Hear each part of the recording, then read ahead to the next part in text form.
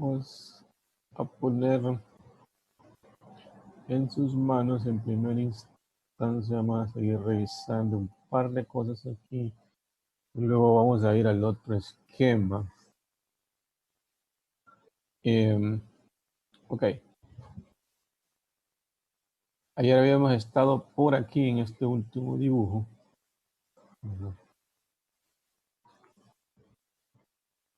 Únicamente quiero repasar rápidamente qué queremos decir con esto. Esto en realidad no es, esto solamente es una idea, una manera de ordenar algunas cosas. Yo le explicaba ayer, ¿no? Que si nosotros miramos el horno, ¿verdad? Del sistema de generación de vapor y miramos sus dos entradas, que son el aire, ¿verdad? Y el combustible, cuando realizan la combustión, ¿no? Van a suceder dos cosas, ¿no? Una, bueno, tenemos que considerar un par de cosas. Una, que el horno pierde algunas, tiene algunas pérdidas asociadas de forma propia a lo que es, ¿no? Un sistema de combustión. Que vamos a verlas ahora, por lo menos enlistarlas y irlas comprendiendo de qué se tratan cada una de ellas. Y la otra, ¿verdad? Es energía radiante que es consumida en las paredes del horno y en las superficies intercambiadoras que están dedicadas al proceso de vaporización, ¿no? El proceso de generar el agua, hacer el cambio de fase, ¿no? Del líquido a vapor. Entonces, aquí podemos hablar del consumo radiante, ¿no? Lógicamente, esa energía, ¿de dónde sale? Pues sale de la liberación, ¿verdad? De energía que ocurre en el proceso de combustión. Entonces, si vemos del total de energía que se libera, ¿verdad?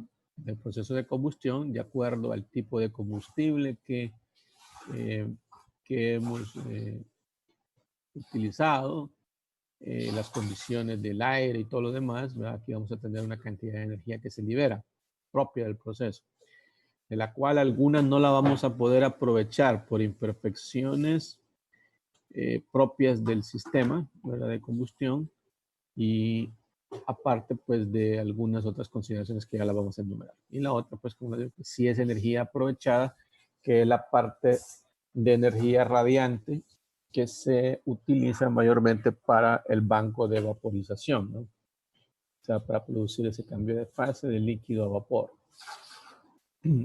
Lo que no se aprovecha de esa forma inmediatamente del horno, ¿verdad?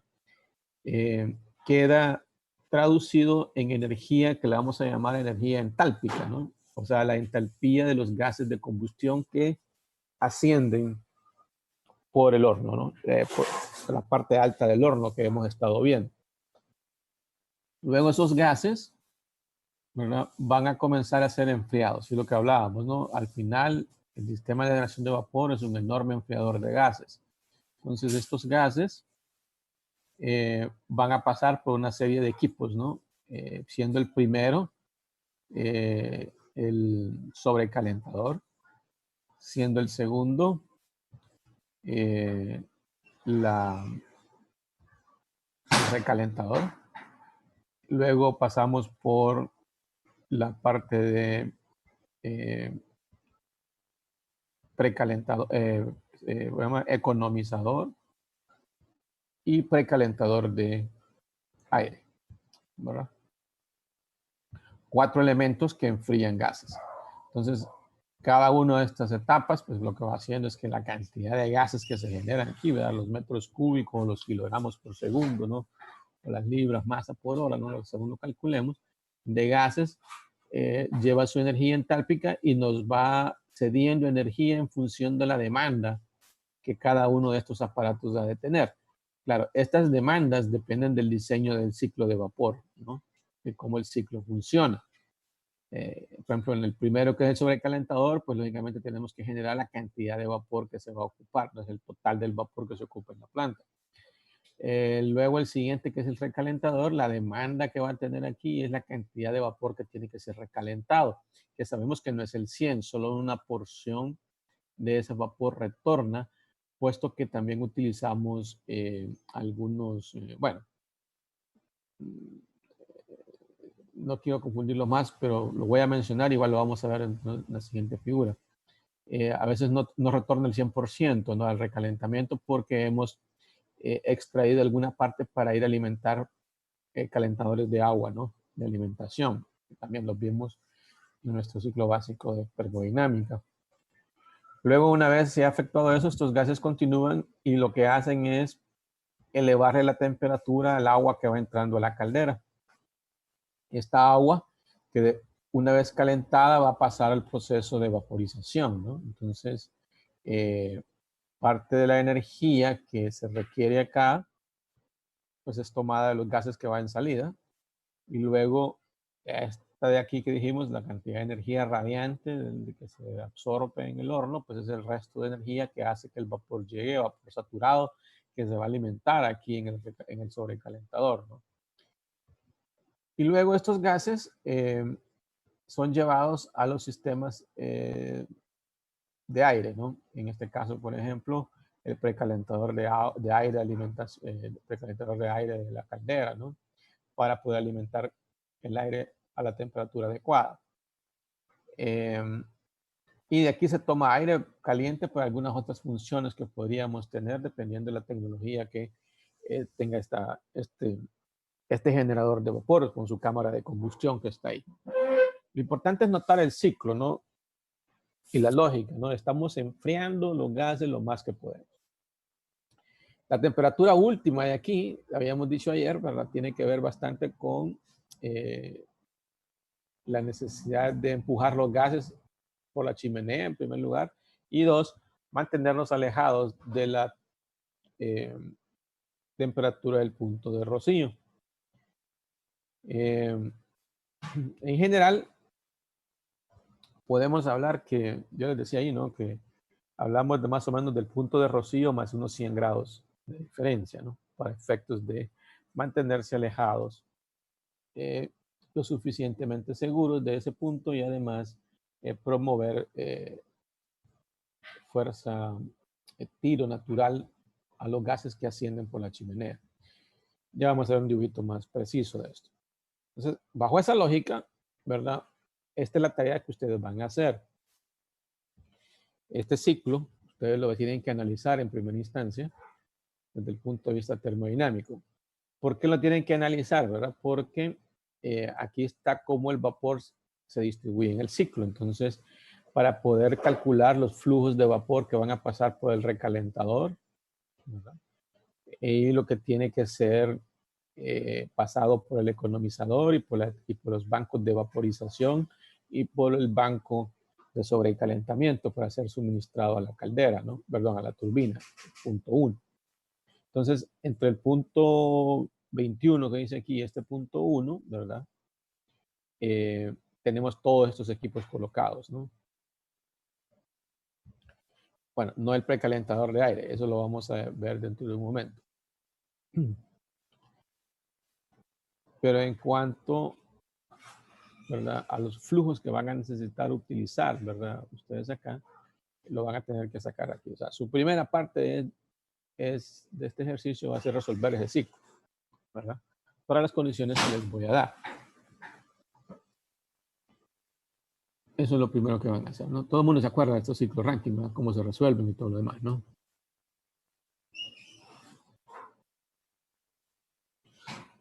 O ya se les olvidó.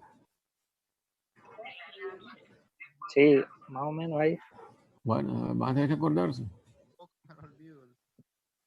¿Ah? Lo he olvidado un poco. Bueno, aquí va a tener que recordarlo porque lo va a ocupar.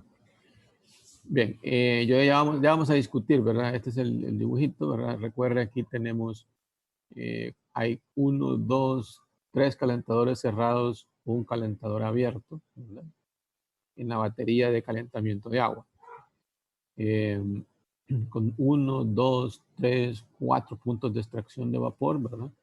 Y un condensador, ¿verdad? Con 2 bombas la bomba de condensado que alimenta el tanque de aereador, y luego la bomba principal de alimentación de agua a la caldera, que lleva el agua desde el tanque de aereador y lo empuja por todo el sistema de caldera, ¿no?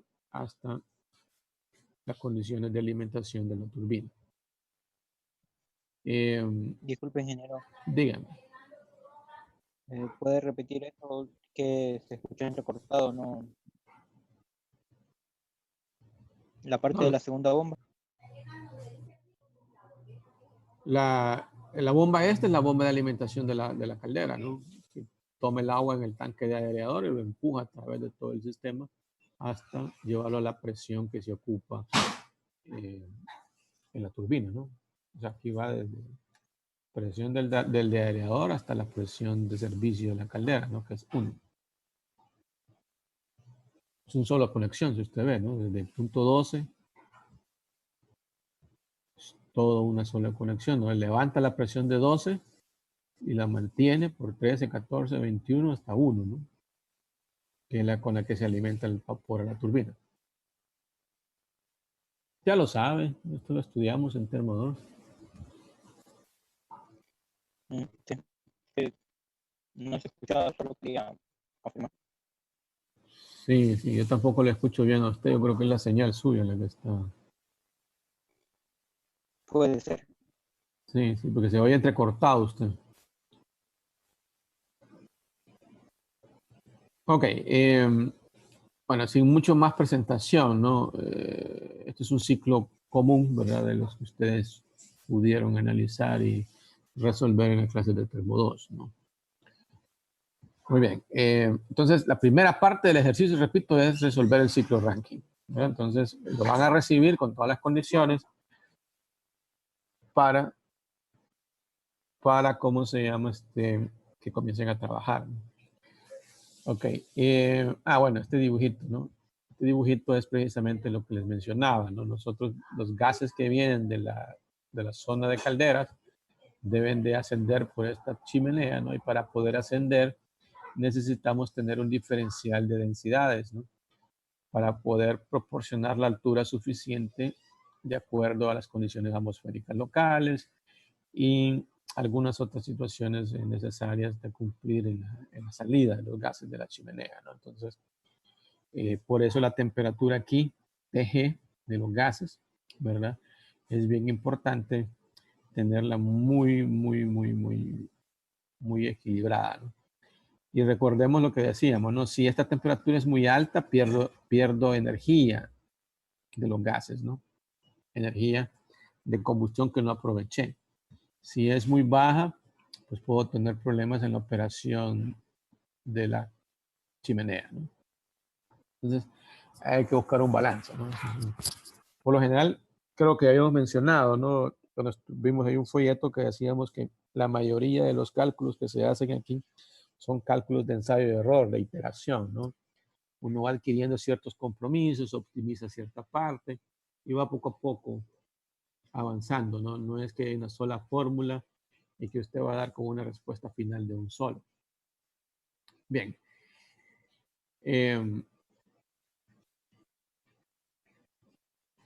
Quiero explicar un poquito este diagramita, que es básicamente lo que vamos a estar estudiando en cuanto a la zona de combustión, ¿no? O sea, el aprovechamiento de la energía en la combustión. Aquí tenemos un combustible, ¿verdad? Que está compuesto por carbón, hidrógeno, oxígeno, azufre, nitrógeno. M aquí es humedad, ¿verdad? Y A son cenizas, ¿verdad? Que a veces vienen en los combustibles, ¿no? No necesariamente todo esto viene en un combustible. Por ejemplo, a veces hay combustibles que son libres de azufre, combustibles que son libres de nitrógeno, su humedad es bien baja o ninguna y no traen cenizas, ¿no? So, básicamente se componen de carbón, hidrógeno, y a veces ni oxígeno trae, ¿no? Entonces, esto es, pues, es la característica del combustible. No es ningún combustible en particular este que está aquí, ¿no? Que simplemente es lo que podemos esperar tener en un combustible, ¿no? Carbón, hidrógeno, oxígeno, azufre, nitrógeno, humedad y cenizas, ¿no? Luego el aire que se suministra, ¿no? Que es oxígeno, nitrógeno, en las proporciones que ya sabemos. ¿Y produce qué?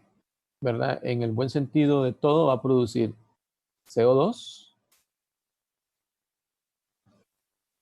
monóxido, no lo queremos, pero tenemos que considerar que se puede producir, ¿verdad? Porque es un subproducto de una combustión incompleta. Oxígeno, que típicamente es el producto de un exceso de aire que es suministrado aquí.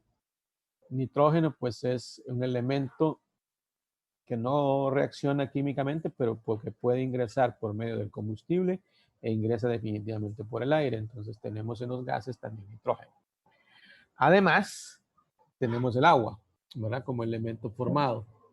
Esa agua proviene de dos fuentes. De tres fuentes. Esa agua que va en los gases de salida va de tres fuentes. El agua que se forma por el hidrógeno, el agua que viene en el combustible M, y esta agua que viene, que está aquí, es el agua que viene en el aire. Recuerden que el aire es aire atmosférico, y el aire atmosférico es un aire húmedo. Entonces, de acuerdo a la humedad específica que tiene el aire, en las condiciones que lo estoy alimentando en la caldera, pues también va a suministrar agua al proceso en los gases de combustión. Entonces, vemos agua, ¿verdad? Con sus orígenes, que son tres fuentes.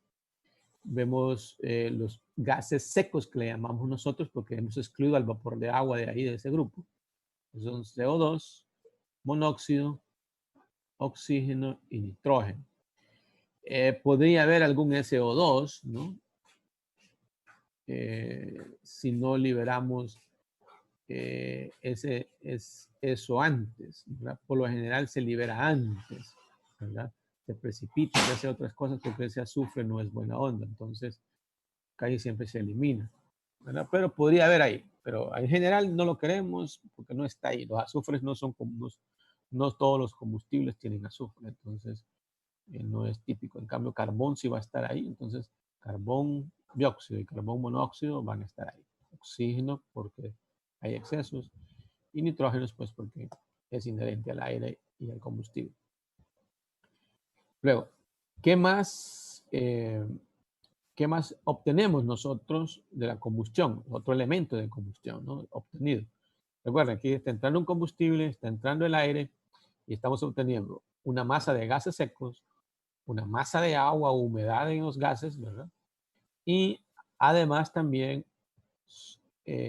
residuos sólidos, ¿verdad? Que no es igual que cenizas. Las cenizas son parte de esos residuos, ¿verdad? A esas cenizas se suma la diferencia del carbón no quemado, ¿verdad? Acuérdense que si tenemos combustión incompleta, hay carbón que no se quema, ese tipo de cosas, entonces ese carbón se precipita y aparece como residuo, ¿no? Entonces, estos residuos son residuos incandescentes, muy calientes, ¿no? Con mucha temperatura, ¿no? Temperaturas muy cercanas a los mismos gases. Recuérdense que vienen del mismo sitio, ¿no? Que es el hogar, ¿verdad? La zona de combustión. Entonces, como ven, ¿verdad? Aquí estamos viendo de izquierda a derecha lo que sucede entre el combustible, el aire y lo que obtenemos de ello. Y estos que ven aquí en las entradas, pues son lo que ya vimos, ¿no? Un recalentador, ¿verdad? Que se lleva energía del proceso de combustión y del agua de alimentación que viene del sistema que estábamos viendo aquí, ¿no? Agua de alimentación en este punto 21, ¿verdad?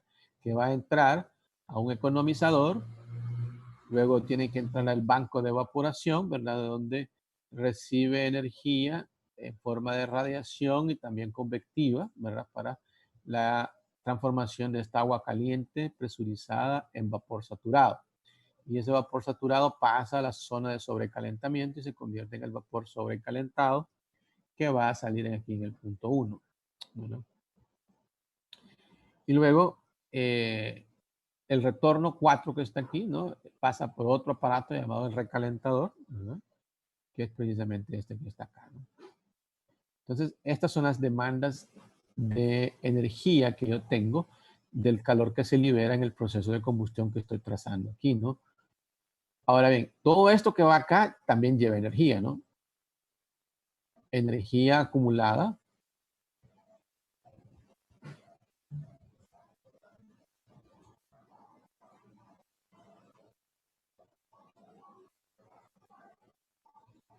Vamos a ver si nos comportamos un poco más a la altura, jóvenes, porque veo que hay algunos que están jugando por ahí, entonces vamos a pedirles por favor un poquito de más seriedad.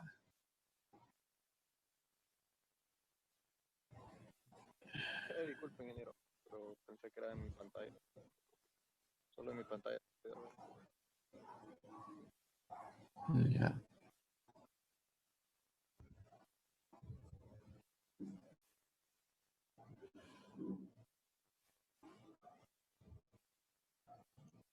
Muy bien, entonces decía, ¿no? Aquí lo que hemos tratado de trazar, ¿verdad? Este gran balance, por eso se llama aquí balance de energía del generador de vapor. Esto lo estoy explicando para que entendamos para dónde vamos, ¿no? A ver, ¿qué pasó ahí? ¿Alguien quiere hacer una pregunta? No, ingeniero, disculpe, fue por error. Ya, ok. Muy bien. Entonces, esto lo estoy explicando porque estoy, a grosso modo, dándoles una caminata, ¿verdad? Sobre todo lo que vamos a estar haciendo, ¿no? Esta parte de la clase es donde usted va a trabajar bastante en términos de los cálculos y cosas que tiene que hacer, ¿verdad? Yo les voy a ir explicando algunas cosas, pero les doy una caminata rápida porque realmente es bueno tener todo el panorama, ¿no? Muy bien. Eso, ahí nos quedamos. En cuanto a esa parte. Ok, ahora vamos a ver.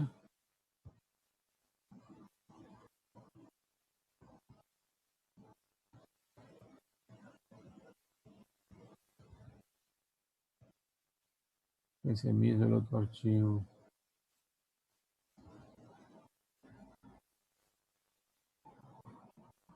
Ah, bien,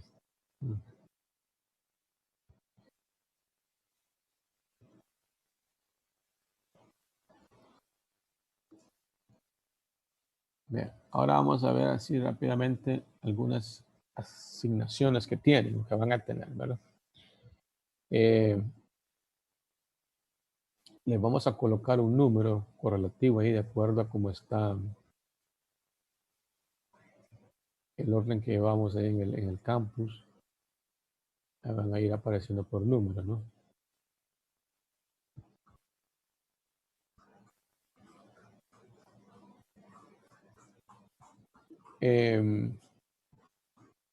Entonces, vamos a ir primero por...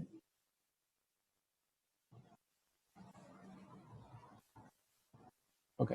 Este se refiere al ciclo ranking que tienen que resolver, ¿verdad? Aquí hay una información preliminar. Vamos a ir agregando alguna otra información que podamos ir necesitando, pero por ahorita esto es suficiente para ustedes en cuanto a empezar a trabajar. ¿Verdad? Vamos a trabajar con un ciclo que va a producir una potencia neta de 300 megawatts, ¿verdad? Con una presión de vapor de 8 megapascales y una temperatura de vapor de 550 grados centígrados. Presión de recalentamiento de 2.5 megapascales, ¿no? Ya vamos a ir de regreso al diagrama ahí. No lo he puesto en el PDF, pero ahí lo vamos a observar. La temperatura del recalentamiento. Y luego está la presión de cada uno de los calentadores. Recuerdan que eran 4, ¿no? Estos están aquí enumerados de izquierda a derecha, o sea, desde la zona de más alta presión, o sea, pegado a la caldera, hasta aproximarnos hasta el condensador, ¿no? O sea, que el número 4 es el que está más pegado al condensador. El número 3 aquí es el de tanque de aireación, que se llama, o calentador abierto, ¿verdad? Y los otros dos primeros son dos cerrados, dos calentadores cerrados, ¿no? Calentador 1 cerrado, calentador 2 es cerrado, calentador 3 es abierto, un aireador, calentador 4 es cerrado y el condensador, ¿no? Eso es en cuanto a ese dibujo que ya les mostré. Muy bien. Para ejemplo, para efectos de lo que tenemos que hacer, pues no estoy muy interesado realmente en la parte de eficiencias. Entonces, para simplificar sus cálculos y hacer un poquito más el tiempo que les queda, concentrarlo en lo que nos compete realmente, que es el análisis de combustión y otras cosas que estamos interesados, ya suficiente tuvieron ustedes en Termo 2 haciendo cálculos de eficiencias de bombas y compresores y turbinas, ¿no? Entonces, vamos a obviar eso por ahorita y lo vamos a subir al 100% eficiente, o sea que nos vamos a ahorrar algún tiempo ahí en cuanto a al balance energético del ciclo, ¿no? El combustible que vamos a utilizar en este ejercicio particularmente es un combustible de gas natural con una formulación que está ahí en 93.9% de metano, 3.6% del C2H6, 1.2% del C3H8 y 1.3% del C4H10. Bueno, espero que esté completo, eso no me haya equivocado. 93.9, 3.6, 1.2, 1.3, está completo, ¿no? Este análisis es volumétrico, o sea, de una muestra de 1 litro, de 1 metro cúbico, como usted quiera, ¿no? 93.9% es metano, ¿verdad? Es volumétrico. Y vamos a hacer cálculos inicialmente con un 10% de exceso de aire, ¿verdad? Y vamos a fijar un límite, ¿verdad? Seguro de temperatura en los gases de salida de nuestro sistema como punto de rocío más 100 grados centígrados, ¿verdad? Ok, aquí les pongo un nombre que se llama RUL de 3%. Dice que es un 3% del poder calorífico superior del combustible, ¿verdad? Entonces, una de las cosas que usted tiene que hacer aquí es calcular el poder calorífico de este combustible, el poder calorífico superior de este combustible, ¿no? Ahí en el capítulo 15 tiene cómo hacerlo, ¿verdad? Utilizando lo que es la entalpía de combustión, ¿no? Y la definición del poder calorífico superior para poder determinar cuánto es este RUL. RUL, ya vamos a ver más adelante, son pérdidas relacionadas a radiación, convección y otras, ¿verdad? Pérdidas menores en el generador, en el horno, ¿no? Entonces, ¿se acuerdan que mencionábamos cuando estábamos viendo el proceso, ¿no? Que teníamos dos flechitas, ¿no? Uno que decíamos que era el Q de radiación absorbido y el otro que eran pérdidas, ¿no? Bueno, una de estas pérdidas que estoy mencionando aquí es eso, ¿no? El 3%. Para este primer cálculo solo van a utilizar esa pérdida, ¿verdad? No van a usar ninguna otra. ¿Qué vamos a buscar hacer, verdad? Como dice aquí, ¿no?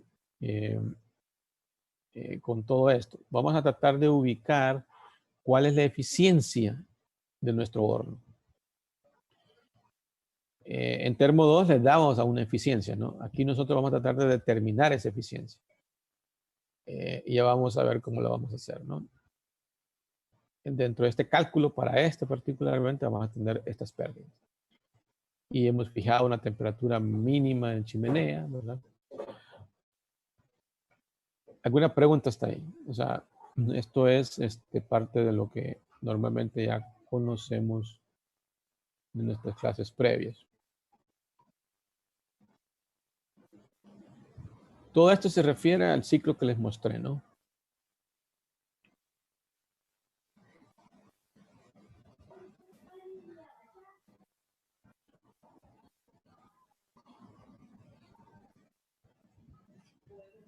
Para este caso no hay producción de cenizas, ¿va, ingeniero? ¿En cuál caso? Para este ejercicio. ¿O también se debe de considerar si en caso las hay? El gas natural no va a producir ceniza. A ver. Esa es una de las grandes ventajas que tiene esto.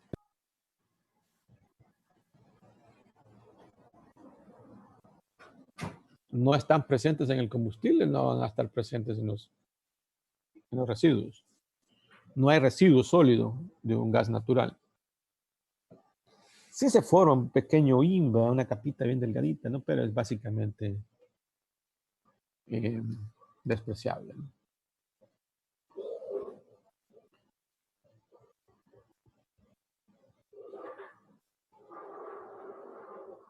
Bueno, eso por un lado, ¿no? Vamos a ir ampliando.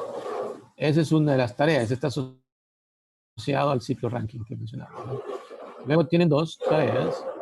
Este es uno, ¿verdad? En el que tienen una planta generadora ranking, ¿verdad? Aquí no les dice cómo, pero sí está esquematizado cómo funciona con cierta información, ¿no? El tema aquí es calcular el consumo del combustible de la planta y la eficiencia del horno. Entonces, aquí nos da la información, ¿no? Potencia generada, ¿verdad? La eficiencia térmica del ciclo termodinámico, la temperatura del aire de suministro, la presión del aire de suministro, la temperatura del combustible de suministro, que es gas metano, exceso de aire utilizado en la combustión, 10%, temperatura de los gases de combustión, 150, presión de los gases de combustión en una atmósfera. Con esta información y este esquema, yo lo que espero, ¿verdad? Como dice aquí, es que usted me devuelva dos respuestas. ¿Cuánto consumo de combustible tiene esa planta? ¿Y cuál es la eficiencia con que trabaja el horno? ¿No? Y que esta es para usted empezar a trabajar también de inmediato, ¿verdad? Esta es autónoma, esta es por sí misma es suficiente, ¿verdad? Tiene que usar mucho lo del capítulo que estábamos estudiando de combustión, ¿no? Básicamente es de esa misma sintonía, ¿no? Entonces, esto se lo voy a colgar en el campus hoy, ¿verdad? Y este otro par de ejercicios, ¿no? Que también tienen que hacer. Para esto tenemos que explicarle algunas cosas más, ¿verdad? Ya se los voy a colocar porque es lo que vamos a estar haciendo, ¿no? En esta sección. Son 2 ejercicios más. Entonces, como ven, tenemos 3 ejercicios, ¿verdad? 3 ejercicios caminando, de los cuales una parte ya pueden irlo trabajando, como les decía yo, pues es este, ¿verdad? Para ir haciendo el balance y todo lo demás que necesitan. El primero que van a entregar es este, ¿verdad? Desde que va a tener fecha de entrega más inmediata, puesto que este es autónomo, no necesita más información ni más explicaciones de las que yo les he dado. Entonces, deberían ser capaces de obtener respuestas de este. Los otros 2, ¿verdad? Van a poder ir haciéndolos en la medida que vayamos avanzando nosotros con la temática también en clase. Bueno, nos salimos y regresamos, ¿verdad? En unos breves minutos para continuar.